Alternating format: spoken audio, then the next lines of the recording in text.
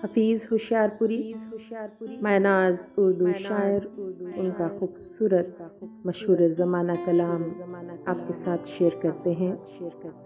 मोहब्बत करने वाले कम ना होंगे,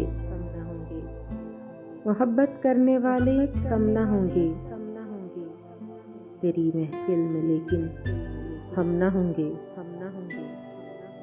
मैं अक्सर सोचता हूँ फूल कब तक शरीके गिरियाए शबनम ना होंगे।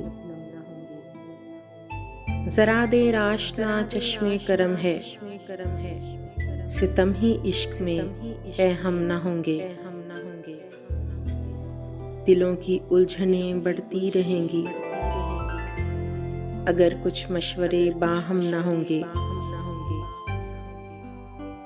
ज़माने भर के गम या एक तेरा गम, गम होगा तो कितने गम ना होंगे। कहूँ बेदर्द क्यों अहले जहाँ को, वो मेरे हाल से महरम ना होंगे। हमारे दिल में सीले गिरिया होगा अगर बादीदाए पुरनम ना होंगे। अगर तू इत्तफाकन मिल भी जाए, तेरी फुरकत के सदमे कम ना होंगे।